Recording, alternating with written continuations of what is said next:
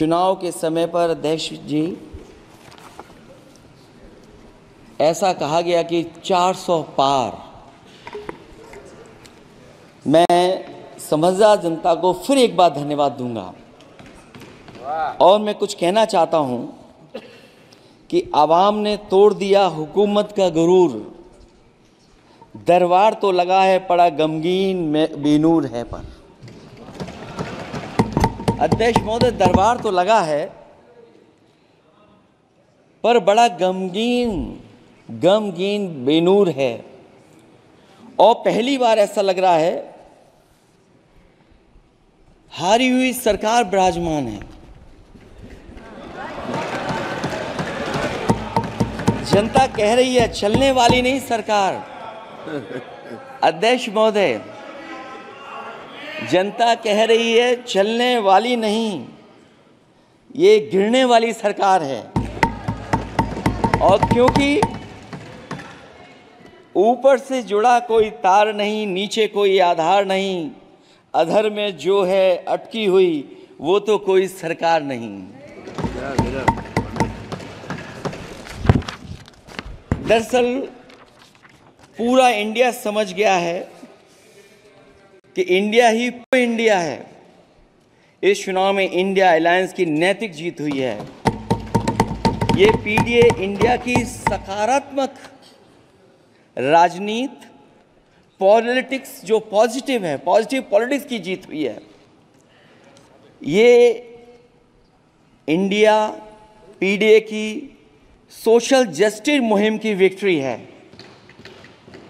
2024 का परिणाम हम इंडिया वालों के लिए जिम्मेदारी से भरा पैगाम भी है। और अगर हम यूं कहें अध्यक्ष महोदय कि 15 अगस्त 1947 अगर उपनिवेशिक राजनीति से आज़ादी का दिन था तो 4 जून 2024 देश के लिए सांप्रदायिक राजनीति से आज़ादी का दिन रहा। ये सांप्रदायिक राजनीति के अंत और सामुदायिक राजनीति की शुरुआत है। जहां सांप्रदायिक राजनीति का अंत हुआ है वहीं सामुदायिक राजनीति की शुरुआत हुई है। सबसे अच्छी बात हुई ये है कि इस चुनाव में सांप्रदायिक राजनीति की हमेशा के लिए हार हो गई है। अध्यक्ष महोदय, कहने को सरकार ये कहती है कि ये 5th लार्जेस्ट इकोनॉमी बन गई है और जीडीपी के मामले में 5th वर्ल्ड की इकोनॉमी बन गई है। लेकिन अध्यक्ष मोदी, ये सरकार क्यों छिपाती है कि अगर ये हमारी सबसे लार्जेस्ट इकोनॉमी, अगर हम 5वें नंबर पर हैं, तो हमारे देश की पर कैपिटा इनकम, प्रति व्यक्ति आय हमारे किस स्थान पर पहुंची है। और हम लोगों ने तो अध्यक्ष महोदय देखा है कि अगर दिल्ली की सरकार ने कहा होगा कि $5 ट्रिलियन की इकोनॉमी बनेगी, तो जहां से प्रधानमंत्री जी चुन करके आते हैं वहाँ का प्रदेश के सरकार भी कह रहे कि हम $1 ट्रिलियन इकोनॉमी बना लेंगे। देश की इकोनॉमी कहाँ पहुँच गई, पर कैपिटा इनकम क्या है। लेकिन अगर उत्तर प्रदेश की इकोनॉमी को अगर $1 ट्रिलियन की इकोनॉमी बनना है तो कम से कम 35% की ग्रोथ चाहिए। मुझे नहीं लगता है कि 35% की ग्रोथ उत्तर प्रदेश पा पाएगा। हम हंगर इंडेक्स में कहाँ खड़े हैं, नीचे से कहाँ हैं। जो 5th लार्जेस्ट इकोनॉमी की बात कर रहे हैं वो इनइक्वालिटी के पैरामीटर पे कहाँ खड़े हैं, वो हैप्पीनेस इंडेक्स में कहाँ खड़े हैं। और जो लोग चुनाव को अपने तरीके से मोड़ते हैं, मैं उन्हें कहना चाहता हूं कि अध्यक्ष महोदय, इस चुनाव के परिणाम ने तोड़ने वाली राजनीति को तोड़ दिया है और जोड़ने वाली राजनीति की जीत हुई है। इस चुनाव में धन छल बल की नकारात्मक राजनीति की शिकस्त हुई है। ये चुनाव जो देश का हुआ, ये सकारात्मक राजनीति का नया दौर शुरू हुआ है। इस बार प्रो कॉन्स्टिट्यूशन वालों की जीत हुई है। हम मानते हैं संविधान ही संजीवनी है, उसी की जीत हुई है। ये संविधान मंथन में संविधान रक्षकों की जीत हुई है। अब ऊपर से नीचे की राजनीति का अंत हो गया है। अब नीचे से जो समाज की जो आवाज़ उठेगी वही राजनीति का आधार बनेगी। मैं कहना चाहता हूं कि देश किसी की व्यक्तिगत महत्वाकांक्षा से नहीं, जन आकांक्षा से चलेगा। मतलब अब मनमर्जी नहीं, जनमर्जी चलेगी। इस चुनाव का बड़ा पैगाम यही है।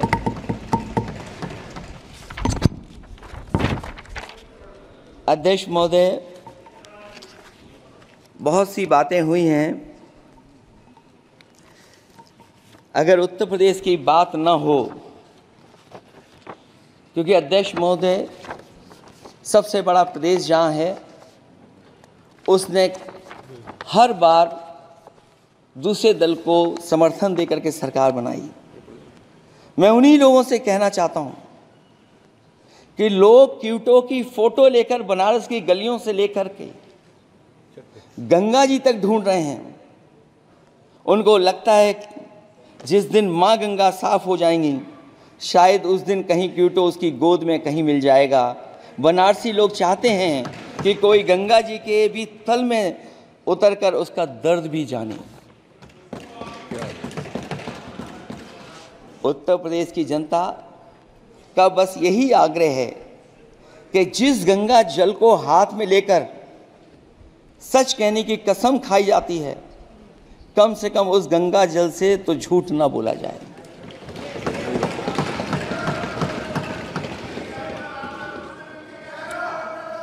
जहां विकास के नाम पर खरबों रुपए की लूट का राज खोलते भ्रष्टाचार के गड्ढे प्रदेश का नाम खराब कर रहे हैं, वहीं पहली बारिश में ही टपकती हुई छत और गिर चुकी स्टेशन की दीवार बेईमानी की निशानी बन गई है। अध्यक्ष महोदय, विकास का ढिढोरा पीटने वाले इस विनाश की जिम्मेदारी कब लेंगे? और रही सच्चे विकास की बात, तो हमने जो सड़क बनाई उस पर हवाई जहाज उतरे थे और उत्तर प्रदेश की मुख्य नगरी में सड़कों पर नाव उतरी हैं। और अभी बारिश और हो जाएगी तो नाव से भी चलना पड़ेगा। यही स्मार्ट सिटी के जुमले का भी हाल है। न तो जाम से छुटकारा मिला, न बुनियादी सुविधाओं से कोई निजात मिली, न कोई बुनियादी सुविधाएं मिल पाई हैं। मुझे याद है अध्यक्ष महोदय, देश के प्रधान सांसद जी ने अनाथ पशुओं के बारे में बहुत कुछ कहा था। अनाथ पशुओं की समस्या से छुटकारा दिलवाने के लिए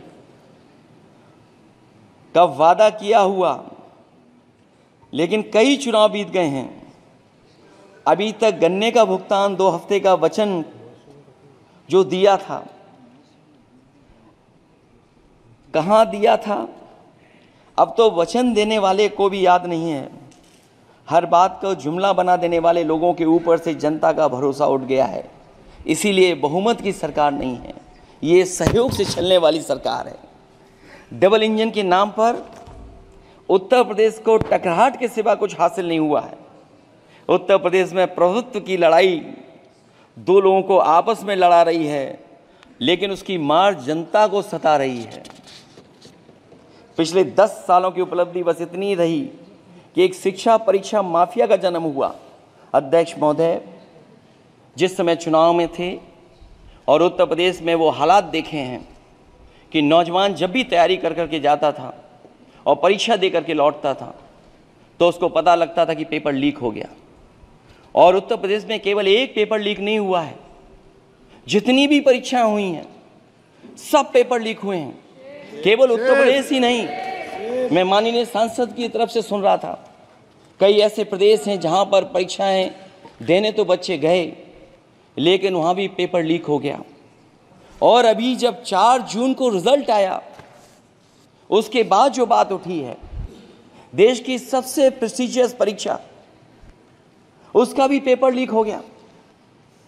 और आखिरकार ये पेपर लीक हो क्यों रहा है? सच्चाई तो ये है कि ये सरकार पेपर लीक इसलिए करा रही है कि सरकार नौकरी नहीं देना चाहती, रोजगार नहीं देना चाहती, उन नौजवानों का भविष्य नहीं बनने देना चाहती। पिछले 10 सालों की उपलब्धि बस इतनी रही है कि एक शिक्षा परीक्षा माफिया का जन्म हुआ है, जिसने तथाकथित अमृतकाल में युवाओं के भविष्य की आशाओं को ही जहर दे दिया है। जो सरकार उम्मीद को मार दे, वह न तो वर्तमान को सुधार सकती है, न भविष्य को संवार सकती है। सरकार आशा का प्रतीक होनी चाहिए, निराशा का नहीं। जनता चाहती कि हर समस्या के लिए बीते कल को जिम्मेदार ठहराने के बहाने को सरकार छोड़े और आने वाले कल की बात करे।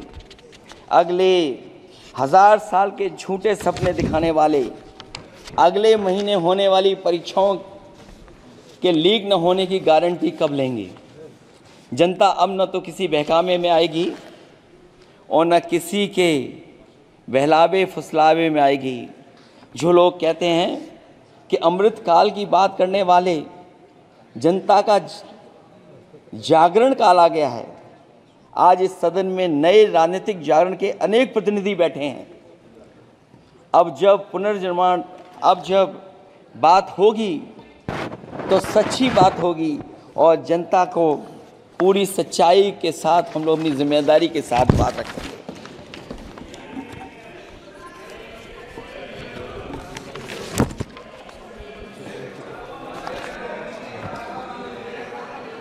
अध्यक्ष महोदय, एक जीत और हुई है, एक जीत और अध्यक्ष महोदय हुई है। मैं जानता हूं सत्ता पक्ष बैठे वाले लोग समझ गए होंगे।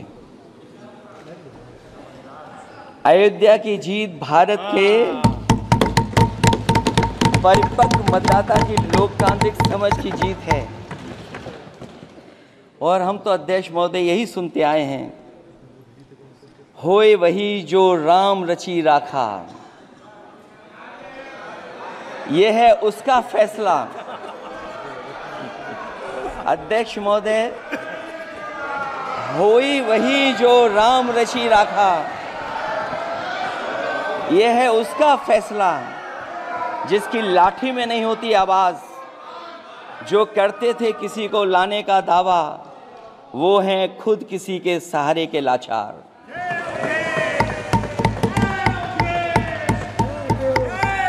अध्यक्ष महोदय, मैं फिर कह देना चाहता हूं, होए वही जो राम रची राखा,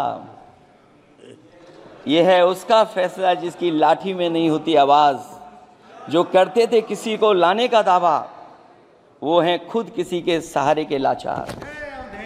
हम अयोध्या से लाए हैं उनके प्रेम का पैगाम, हम अयोध्या से लाए हैं उनके प्रेम का पैगाम, जो सच्चे मन से करते हैं सबका कल्याण। सदियों में जन जन गाता है जिनके गान, अभय दान देती जिनकी मंद मंद मुस्कान, मानवता के लिए उठता जिनका तीर कमान। अध्यक्ष महोदय, जो असत्य पर सत्य की जीत का है नाम, उफनती नदी पर जो बांधे मर्यादा के बांध, वो है अवध के राजा पुरुषोत्तम प्रभु राम। हम अयोध्या से लाए हैं उनके प्रेम का पैगाम।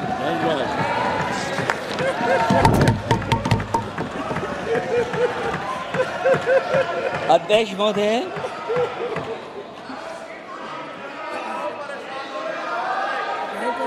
महोदय, कुछ बातें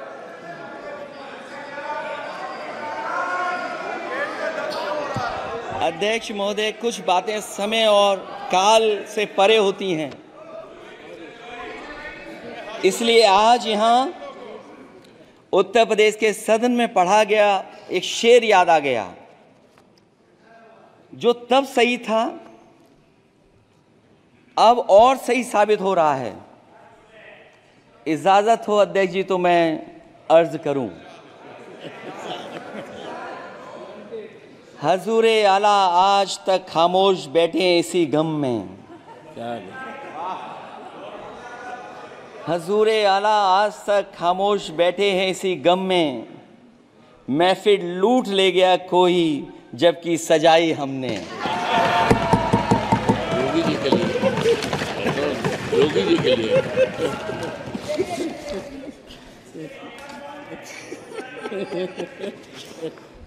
अध्यक्ष महोदय,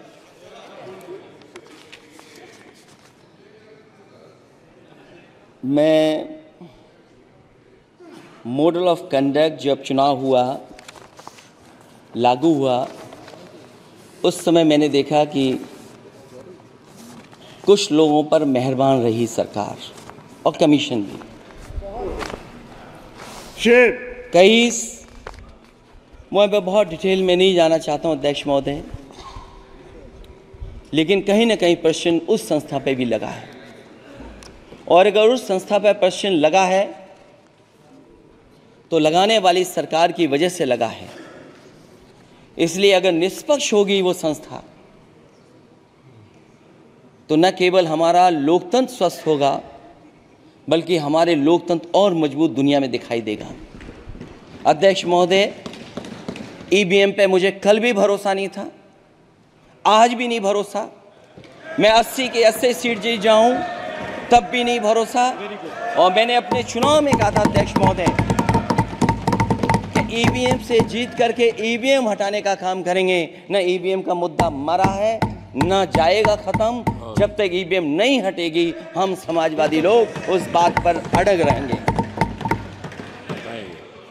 उत्तर प्रदेश अध्यक्ष महोदय वो प्रदेश है जिसने सरकार बीजेपी की बनवाई, एक बार नहीं 2 बार बनवाई, और उसी उत्तर प्रदेश के साथ कितना बड़ा भेदभाव,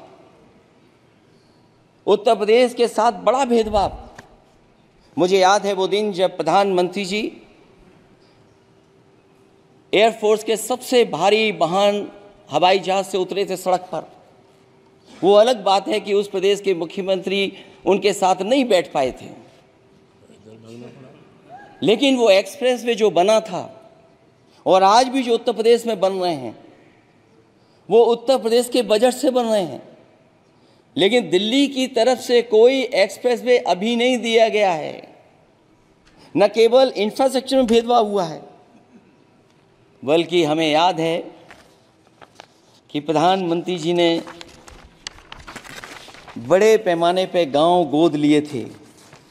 और सोचिए, अगर देश के प्रधान सांसद अगर किसी गांव को गोद ले लें और उस गांव की तस्वीर न बदले तो शायद मैं नहीं समझता हूं कि किसी गांव की तस्वीर 10 साल में बदली होगी। मुझे वो गांव जिसको उन्होंने गोद लिया, जो प्रधानमंत्री जी की आदर्श योजना थी उसके तहत जो गोद लिया गया था गांव, वो 5 वर्ष पहले खूब शोर हुआ था कि बनारस शहर की तरह डोमरी में चमचमाने लगे गया एक गांव। हकीकत में कुछ नहीं हुआ। उसकी दुर्दशा वैसी की वैसी है, जैसे था गांव वैसे ही का वैसा है। टूटी सड़कें, कच्ची पगडंडियां, उखड़े और टूटे हुए ईंट के खंजे, बदहाल हैंडपंप, पावरलूम और पंखे के जाली के कारखाने को आखिर कब तक रफ्तार मिलेगी जो उस गांव में काम होता था, लोग करते थे। खाली पड़े रसोई गैस के सिलेंडर, अंधाधुंध बिजली कटौती के बीच इस गांव के लोगों को हर सुबह मजदूरी की कभी ना खत्म होने वाली तलाश आखिर कब पूरी होगी। तो सोचिए, एक गांव की तस्वीर ये है। जो गांव कभी गोद लिया गया था उस गांव की भी तस्वीर नहीं सुधर पाई है। जो भाजपा के स्मार्ट सिटी के झूठे सपने में गांव के लिए कोई जगह नहीं है। अपने गांव गोद लेने की जो बात कही थी, क्या वो भी जुमला था अध्यक्ष जी? पता नहीं जिस गांव को गोद लिया था उसका नाम भी किसी को याद है कि नहीं। मैं नाम पूछ करके किसी को शर्मिंदा नहीं करूंगा, क्योंकि अगर नाम याद है तो ये तो और भी बुरी बात है कि अपने नाम याद रखने के बावजूद भी कुछ नहीं किया। जिसे गोद लिया जाता है उसे अनाथ बनाकर छोड़ देना अच्छी बात नहीं है। और अगर तस्वीर अध्यक्ष महोदय बदली हो 10 साल में उन तमाम गोद लिए हुए गांवों की, तो मैं सत्ता पक्ष के लोगों से कहूँगा ज़रूर इस सदन में बात रखें, ज़रूर बताएं आप। जो बात कभी अध्यक्ष महोदय कास्ट सेंसस की उठी थी, हम उस कास्ट सेंसस के पक्ष में हैं कि बिना कास्ट सेंसस के सामाजिक न्याय संभव नहीं है, सबको हक दिला पाना मुश्किल है। अध्यक्ष महोदय, राष्ट्रपति जी के अभिभाषण में अग्निवीर को लेकर के जो चिंता विपक्ष की थी और देश के नौजवानों की थी, वो चिंता वैसी की वैसी बनी है। अध्यक्ष महोदय, मैं ये कहना चाहता हूँ, मैं खुद मिलिट्री स्कूल से पढ़ा हूँ, मेरे साथ के बहुत बड़े पैमाने पे लोग फौज में हैं। मैंने समय समय पे जो मेरे साथ पढ़े जो सीनियर थे उनसे भी जानकारी हासिल की है, बड़े बड़े ऑफिसर से मैंने पूछा है, वो शायद आपको न बता पाएँ, लेकिन दबी जुबान में उन्होंने कहा है कि देश की सुरक्षा के साथ अग्निवीर जैसी व्यवस्था लागू करने से समझौता हो रहा है। अध्यक्ष महोदय, किसी भी देश की सबसे बड़ी प्राथमिकता अगर कोई है तो वो देश की सीमाओं की सुरक्षा है। अग्निवीर जैसी व्यवस्था से कभी संभव नहीं है। अध्यक्ष महोदय, हम अग्निवीर व्यवस्था को कभी स्वीकार नहीं कर सकते हैं, आज नहीं कल, कल नहीं बाद में, जब कभी भी सत्ता में इंडिया गठबंधन आएगा, अग्निवीर व्यवस्था हमेशा हमेशा के लिए खत्म हो जाएगी। अध्यक्ष महोदय, जिन्होंने कहा कि हम आय किसानों की दोगुनी कर देंगे, आज किसान पूरा देश का देख रहा है कि उसकी आय कहाँ दोगुनी हो गई। और जिस तरह महंगाई बढ़ी है, सरकार बताए कि महंगाई इस बढ़ने पे उसकी आय कितनी होनी चाहिए। और जो इंफ्रास्ट्रक्चर की बड़ी बड़ी बातें की गई थी कि एमएसपी लागू करने के लिए एग्रीकल्चर सेक्टर का इंफ्रास्ट्रक्चर तैयार होगा, लेकिन जहाँ तक मैंने उत्तर प्रदेश में देखा है, अगर इस सरकार में एक भी नई मंडी बनी हो तो मुझे सरकार बता दे। अध्यक्ष महोदय, जो इंफ्रास्ट्रक्चर एग्रीकल्चर सेक्टर में बनाने की बड़ी बात कही थी, अगर सरकार की तरफ से एक भी मंडी 10 साल में बनी हो तो ज़रूर सरकार बताए। जो सरकार मंडी नहीं बना सकती है उस पर एमएसपी का भरोसा कैसे कर सकते हैं, जिन्होंने एमएसपी का भरोसा दिलाया था। हम अध्यक्ष महोदय आपके माध्यम से यही कहेंगे कि जो राष्ट्रपति के अभिभाषण में लीगल गारंटी एमएसपी को मिलनी चाहिए थी, वो क्रॉप्स को नहीं मिली है। न केवल फसलों को मिले बल्कि हॉर्टिकल्चर क्रॉप्स को भी एमएसपी देने का फैसला हो, जिससे कि हमारा किसान खुशहाल हो सके। साथ ही साथ ओपीएस की बात अभिभाषण में नहीं आई है कि इस सरकार ने नौजवानों को नौकरी नहीं दी है, नौकरी और रोजगार उनसे छीने हैं, बहुत नौकरी छीनी है। इसलिए मैं कहना चाहता हूं अध्यक्ष जी, इसलिए मैं कहूँगा कि आपके राज में न नौकरी की उम्मीद है न रोजगार, क्योंकि आपने छोटे कारोबारी तक को इतना छोटा बना दिया है कि न तो वो अपना पेट भर सकता है न किसी को नौकरी पर रख सकता है। जो कुछ पद निकलते भी हैं तो उन पर लेटरल एंट्री के नाम से पिछले दरवाजे से कुछ खास संगी साथियों को रख लिया जाता है। आरक्षण का हक नॉट फाउंड सुटेबल के नाम पर हड़पा जा रहा है। और अध्यक्ष महोदय, आरक्षण के साथ इतनी खिलवाड़ किसी सरकार ने नहीं की होगी जितनी खिलवाड़ इस सरकार ने की है। जहां सरकारी नौकरियां नहीं दी जा रही हैं, और सरकारी नौकरियां इसलिए नहीं दी जा रही हैं क्योंकि उन्हें आरक्षण देना पड़ेगा। जिस प्रदेश से मैं आता हूं वहाँ सबसे बड़े पैमाने पे नौजवान बेरोजगार है। और पिछले 10 साल में जो पेपर उन्होंने लीक कराए हैं वो इसीलिए कराएं क्योंकि नौकरी ना देनी पड़े, और अगर नौकरी देनी पड़ेगी तो उन्हें आरक्षण भी देना पड़ेगा। ये जानबूझ करके सरकार नौकरी और आरक्षण के साथ खिलवाड़ कर रही है।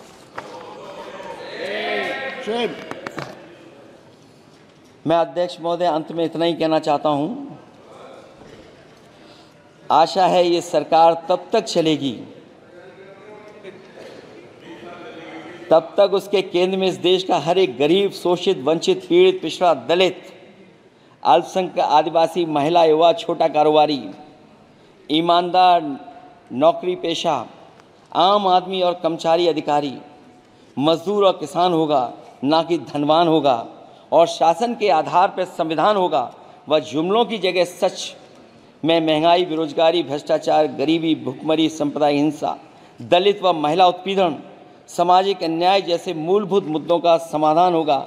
और भोजन, बिजली, पानी, दवाई, पढ़ाई जैसी बुनियादी ज़रूरतों के लिए कागजी योजनाओं की जगह सच में इंतज़ाम होगा। मैं एक बार फिर उत्तर प्रदेश की समझदार जनता द्वारा सबसे बड़ी पार्टी चुने जाने के साथ साथ इंडिया गठबंधन समाजवादी पार्टी और कांग्रेस को सबसे ज़्यादा सीटें जिताई, उसके लिए मैं उत्तर प्रदेश की जनता का बहुत बहुत धन्यवाद और आभार भी प्रकट करूँगा। मुझे उम्मीद है कि अगली बार जब राष्ट्रपति जी का भाषण हो वो सरकारी भाषण ना हो, सच्चाई के साथ सरकार अपनी बातें रखें। इन्हीं शब्दों के साथ अध्यक्ष महोदय मैं आपका बहुत बहुत धन्यवाद देता हूँ।